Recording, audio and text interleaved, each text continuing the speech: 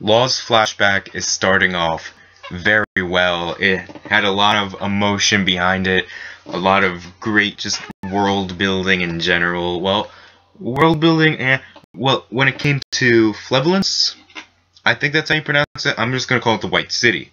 And we know why it's the White City now, because it was built upon something called amber lead, which is basically, when dug up, they used it for all these different materials, and the country just flourished because many other different countries, including the world government, got different supplies from it, and it was a whole trading kind of thing. So they were very wealthy.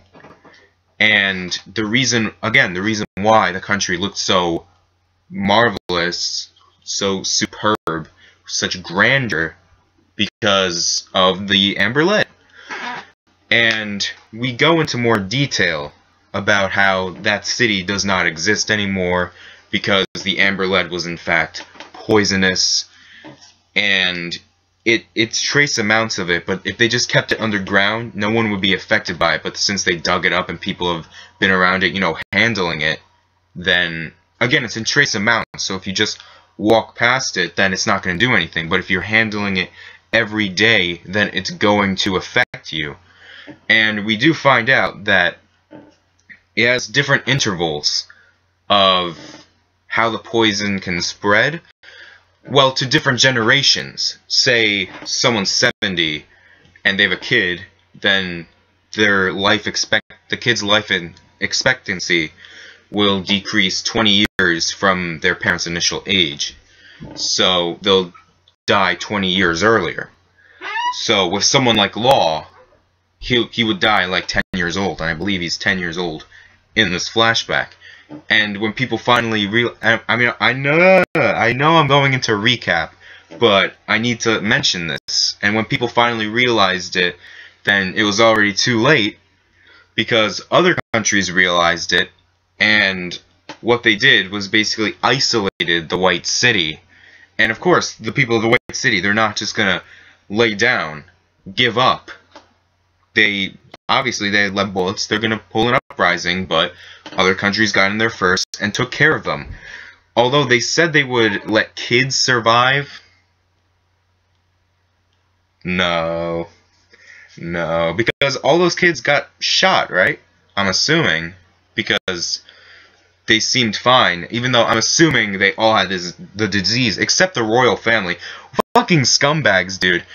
What they did, they kept it a secret from everyone else, and I'm assuming that they weren't handling the amber lead, because why else would the world government let them escape, So, and I'm assuming if they let them escape, then that means they were Tenryubito, right? Celestial dragons, is what I'm assuming, because why else would the world government go to their aid, But fucking scumbags, dude. But going into that, I'm assuming all those kids got shot, right? I mean, it's not like the disease just killed them all right there.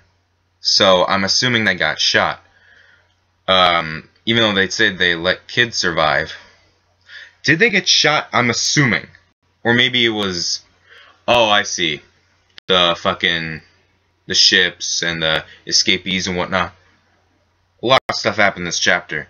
So, we find out that Law actually learned his medical skills from his father. Now, I was assuming that he would learn it from Corazon. And, was Corazon introduced as a doc? No, I don't... Was he? Ah, shit. Was he last chapter? Fuck it. I don't remember. Okay. But his father actually taught him the basics, so it seems. But his father and mother were killed, which is actually pretty sad, because Law made the same face that Luffy did when Ace died, and that face makes me cry every time, even though it looks quite silly.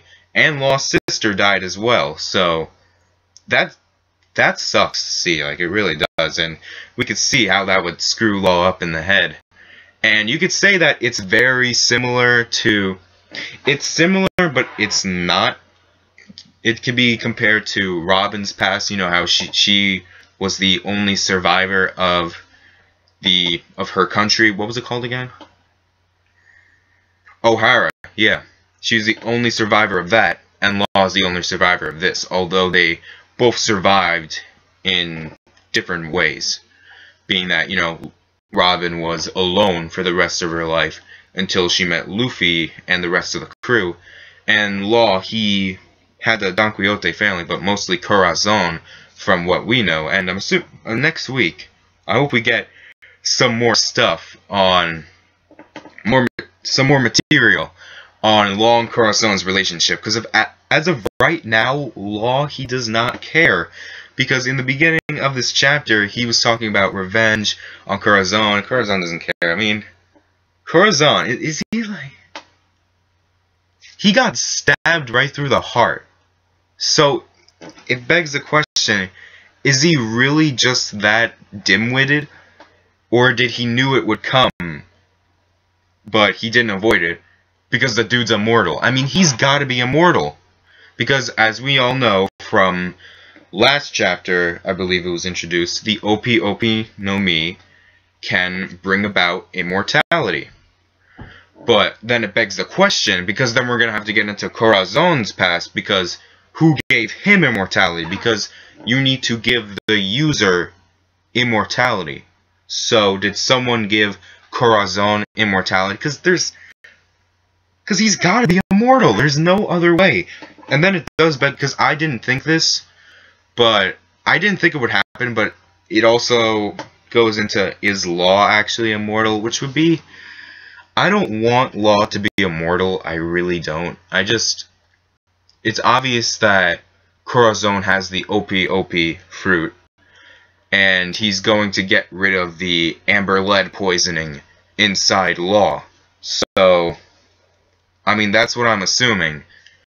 But I hope Law's not immortal, because that'd just be a letdown, you know, but it would explain all the moments that he's gotten himself out of in this arc, you know, the dolphin shot.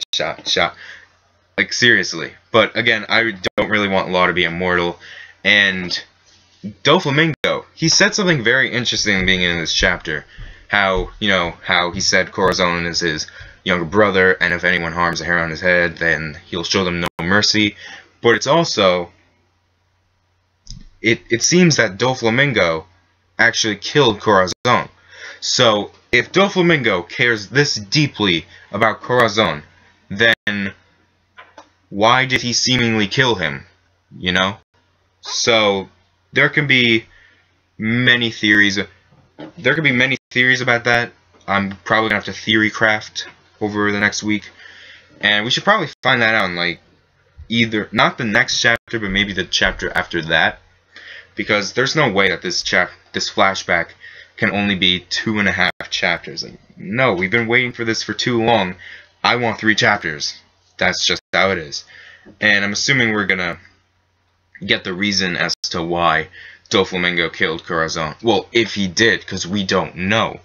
Who knows? Maybe Corazon... Because if Corazon gave Law immortality, that wouldn't make any sense. It just wouldn't. Well...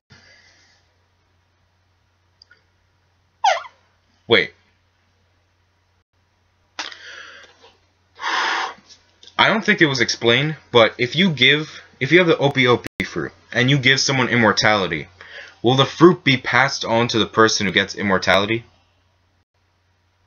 Was that explained in last chapter? I don't remember, but who knows? That might be the case, and it might not be. I'm assuming that if you get the immortality, you also get the fruit as well. So, that basically wraps up the chapter. I thought it was a great chapter.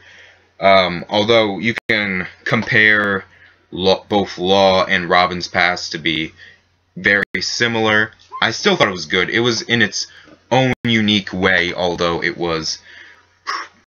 Again, it wasn't the same, but you can compare the two. Like how the only thing that was really similar was, well, there were 2 things. How both their countries were completely destroyed, and how they were the final survivors. And Law, he got out of there by hiding in just a pile of dead bodies, and that was cool. Like, ew. Oda, wow, he's really bumping up the brutalness, because all these kids were dead. Oh my god. And the Law's sister, Oda, just keep it up. That was good. But what was I even talking about? Oh, one more thing. Senior Pink, funny as fuck. He had a sig instead of a pinky, so that was funny to see. Okay, that's basically it for this chapter. I really loved it. And come on. He's immortal. He's freaking immortal. Okay. Stay classy, guys. I'll see you later.